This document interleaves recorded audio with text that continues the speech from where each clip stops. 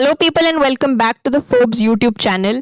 आज है 10th of December and we are back with our daily current affairs initiative where we bring to you 10 questions from current affairs in the MCQ format which are extremely important for all your competitive exams.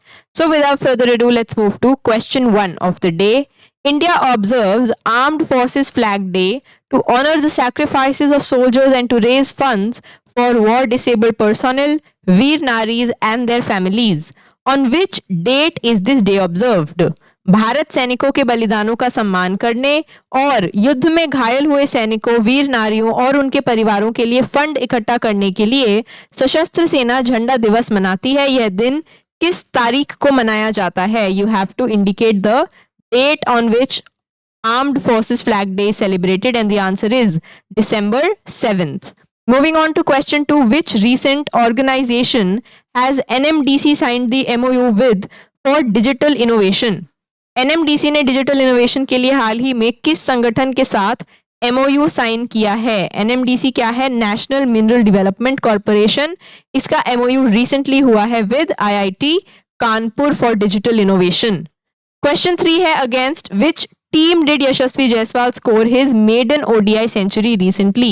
हाल ही में यशस्वी जायसवाल ने किस team के खिलाफ अपना पहला one day शतक बनाया है? तो it is his first ODI century और ये किस टीम के अगेंस्ट उन्होंने बनाया? The answer is South Africa. Moving on to question 4, who discovered the Alaknanda galaxy using James Webb space telescope recently? हाल ही में जेम्स वेब स्पेस टेलीस्कोप का इस्तेमाल करके अलकनंदा गैलेक्सी की खोज किसने की है? इनमें से कौन है जिन्होंने अलकनंदा गैलेक्सी की खोज की है? सो द आंसर इज राशि जैन एंड योगेश वार्डेकर। इसमें से हम ऑब्वियसली, क्योंकि रिसेंटली की बात है, discovered the Alaknanda Galaxy recently, तो कल्पना चावला वाला ऑप्शन भी हटा सकते थे, विक्रम साराभाई वाला ऑप्शन भी हटा सकते थे। These two were what we had come to. इसमें से right answer is Rashi Jain and Yogesh Vardekar. Moving on to question 5, what is the name of Indian Navy mission to assist cyclone hit Sri Lanka recently? हाल ही में चक्रवात से प्रभावित श्रीलंका की मदद के लिए भारतीय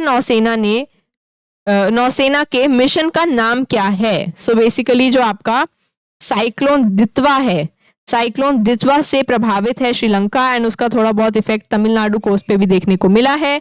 सो उसी की हेल्प के लिए जो इंडियन नेवी का मिशन है उसका नाम है ऑपरेशन सागर बंधु। क्वेश्चन नंबर 6 है, what type of recent technology powers Deloitte India's tax Pragya platform? Deloitte India's का टैक्स प्रज्ञा प्लेटफॉर्म को किस तरह की लेटेस्ट टेक्नोलॉजी पावर देती है? So out of these technologies कौन सी टेक्नोलॉजी यूज हो रही है टैक्स प्रज्ञा प्लेटफॉर्म में? And the answer is AI।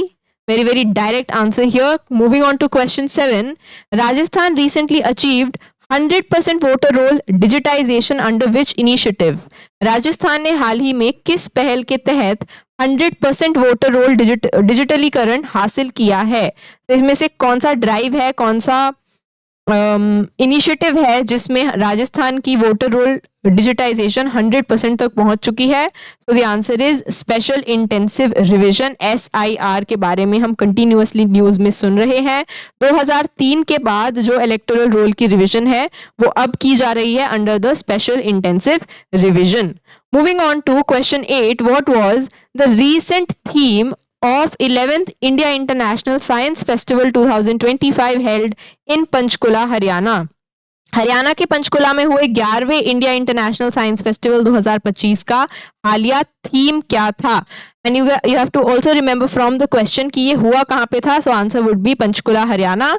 और थीम क्या था इसका? थीम वाज विज्ञान से समृद्धि फॉर आत्मनिर्भर भारत। क्वेश्चन नंबर 9 है, as of November 2025 total deposits in Jan Dhan accounts under PM Jan Dhan योजना have exceeded what number?